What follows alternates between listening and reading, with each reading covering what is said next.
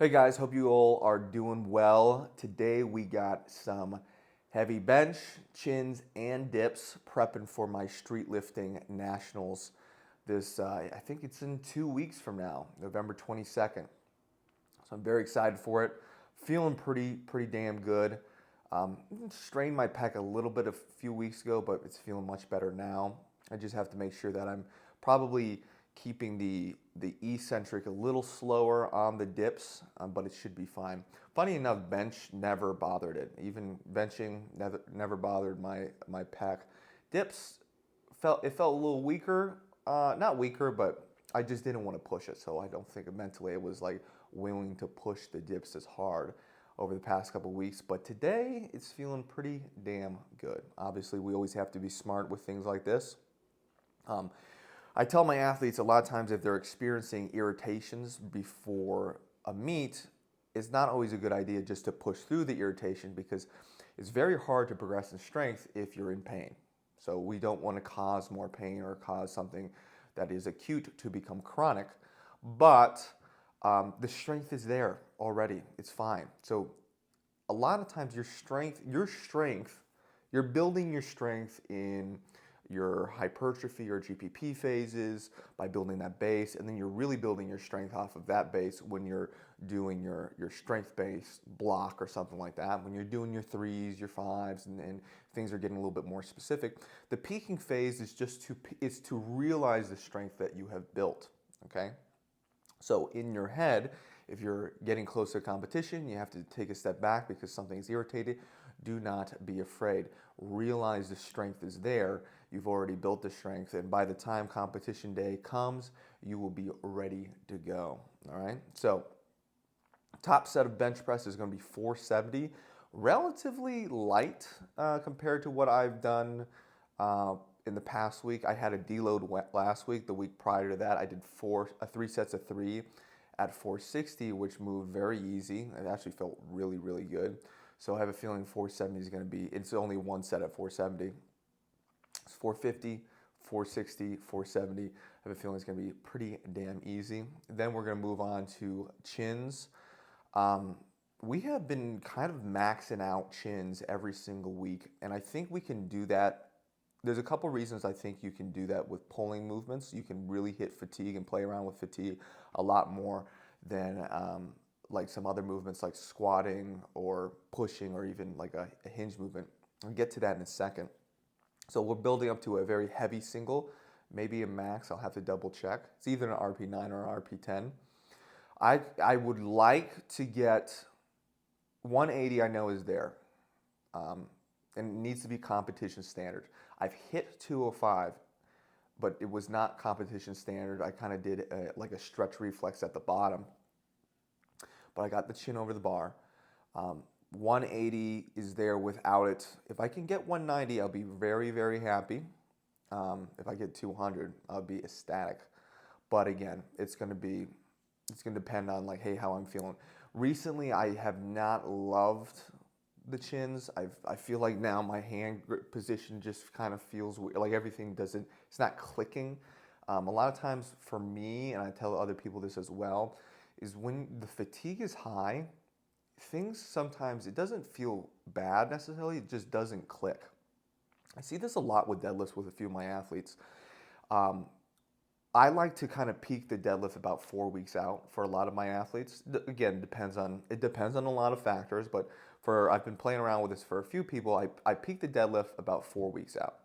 Okay, so we build up to a heavy single. Okay, we see where we're at, and then that deadlift, sometimes we can still add another maybe 5% to that, because our squat, for so many athletes, the squat fatigue, the fatigue that we're experiencing because of the squat, masks the fatigue for the deadlift. So the deadlift is often seen like the best peak in the meet. The squat is definitely some good peakage, and the bench, of course, you can kind of bench a little heavier closer to the meet because you're not taxing the CNS as much like you do with the squat or the deadlift. But again, for the bench, unless you're doing a bench only meet, sometimes a lot of times it's like, okay, how heavy, in my experience, is like how heavy have we got in training? What does the numbers tell us? And then we kind of shoot from there. But anyways, all that to being said, when you're training heavy, the fatigue is going to be masking some of the strength. And because of that, I feel like the clickiness of my lift, or like that pop, or like the smoothness, like it's feeling like everything's going right. Sometimes it's not always exactly there. So I'm not too concerned with that. The dips, I dipped 330 pounds, so it was like 150 kg, and moved pretty dang good. If I can get 160 in comp, I would be pretty happy.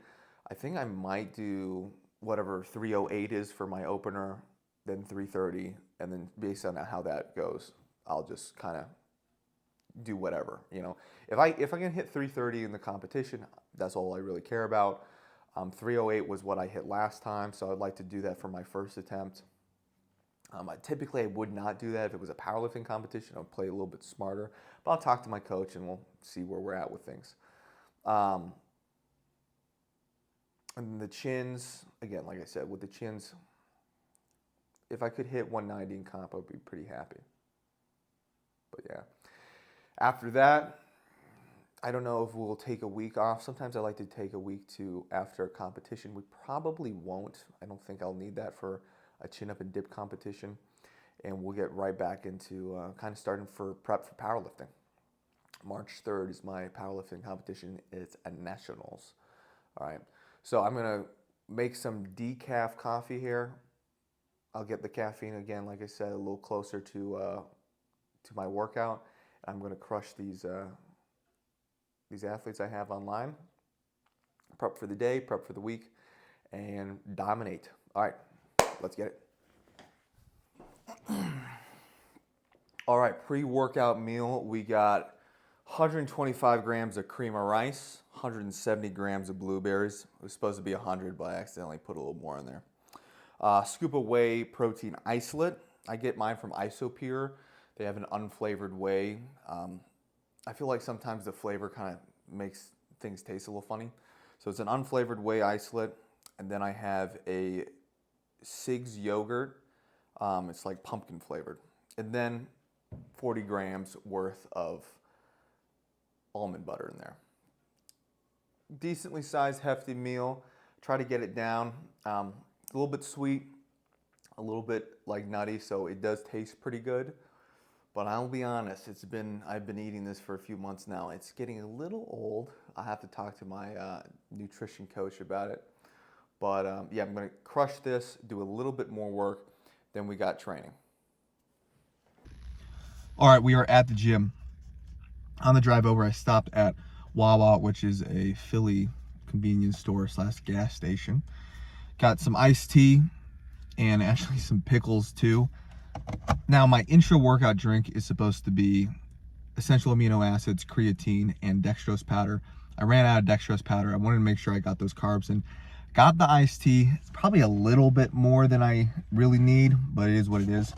And then for my pre-workout, 24-ounce coffee with a little bit of whole milk just to... I like to drink black coffee typically, but if I want to make sure I can drink it all before I got to the gym, I didn't want to sit there with a very hot, piping hot cup of coffee. So I will put a little bit milk in there just to kind of cool it down so I can actually drink it by the time I hit the gym. Anyways, we are ready to go. Might take a dump and then we lift.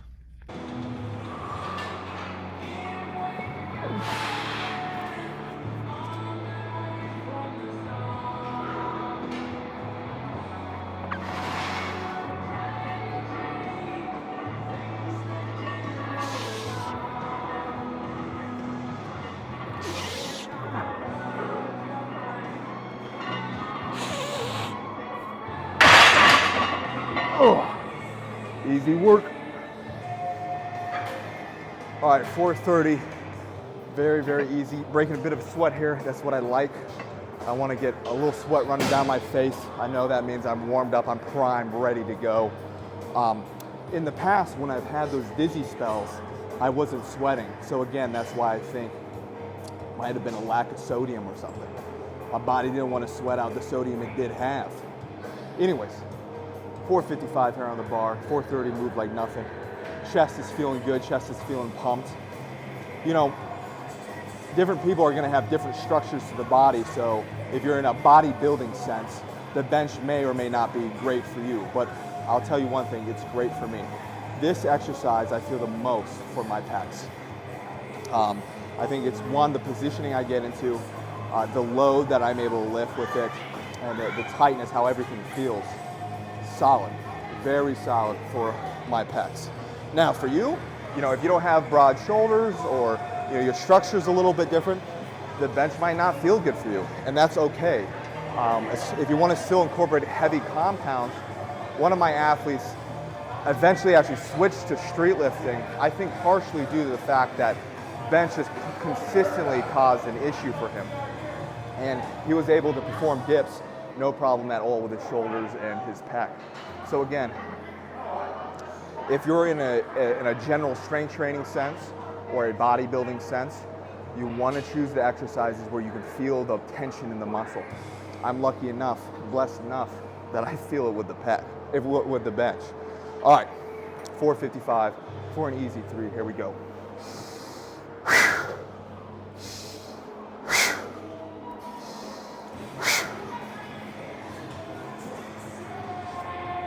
All right.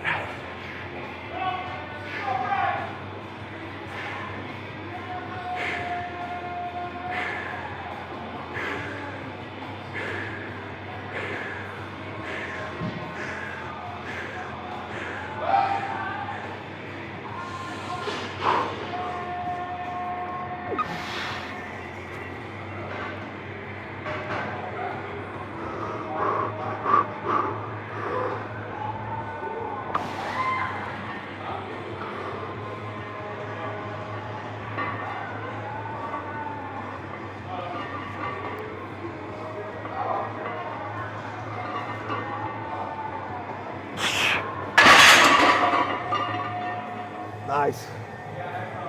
Very nice.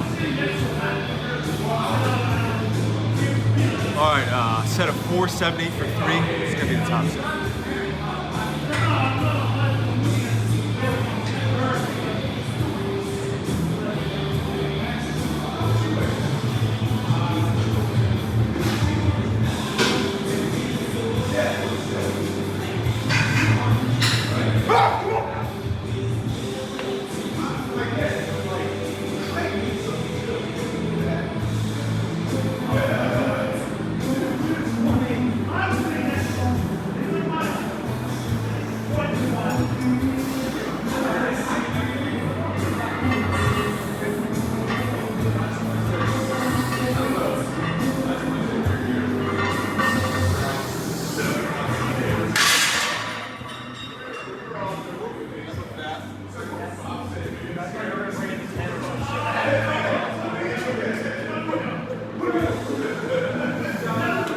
Very fast, very happy.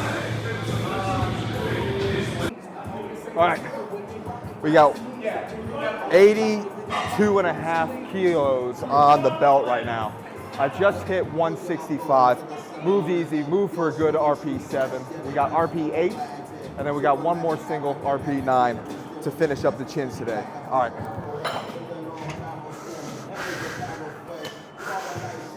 Put the belt a little shorter to get around the height of the bar here, but I actually kind of like it. So right now I have it, I'm using the King of the weighted belt, and it's 2 loops down on either side.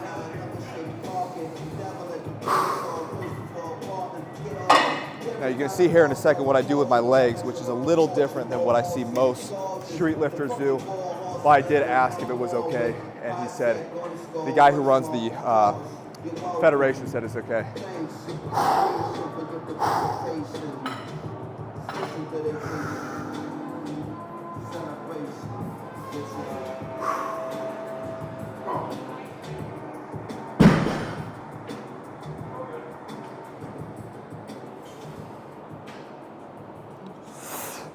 Come on, man.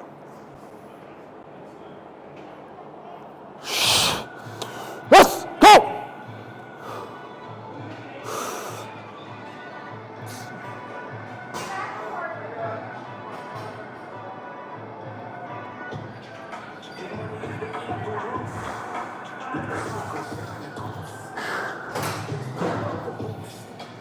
All right, let's see the chin height on that. Felt pretty good. Just needed above the bar.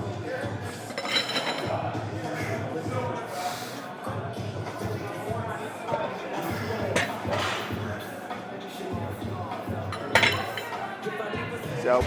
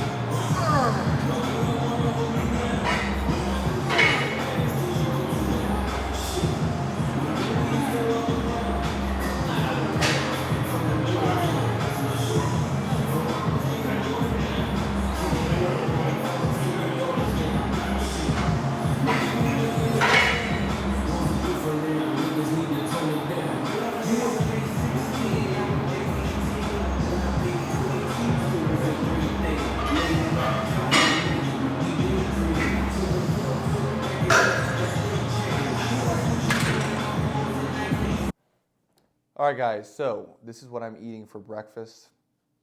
90 grams of chicken, 3 eggs, 2 bagels, supposed to be 5 slices of sourdough, but this is what we have. So I just equated for the calories is about 2 of these bagels. 12 ounces of kombucha, and then I'm gonna probably have about 3 cups of decaf coffee. Most likely nothing in it. Maybe I'll put a little bit of milk, but probably not. And that's my breakfast. I like this meal. I really enjoy this meal, especially with how I make my eggs. Typically, I do scrambled, but now I've been doing it sunny side up. I do enjoy it a lot. So I want to talk a little bit about training yesterday. I would say it didn't quite go my way. The height on the chin was not to competition standard. Is what it is, 190. The dips did not feel good at all. The pec this morning feels a little tight, but not bad. It's not like, oh, I'm hurt. It just feels a little bit tight. For some reason, 270 was just not going up. But based on where I know my top end strength is, it should be going up for 3. So I don't know exactly what went wrong. I benched heavy before my max dips prior. So that is not, I don't feel like a real big issue because I was benching heavy again yesterday. But it is what it is. I'm not freaking out too much. I have a high confidence that will be there on meet day. So now it's just time to show up and perform. I'll let you guys know. The competition this year compared to last year is obviously a lot more. I already said that I don't really have anyone in my weight class, but it is nice to see that the sport is continuing to grow. And I have a feeling it's going to be another one of these big strength sports that people will hear about. But anyway, stay tuned. This is the end of this video here. I'll continue to show my training. Let me know if there's any topics that you guys want me to cover. Please let me know if you got any questions in the comments. I'd love to cover them in the next video.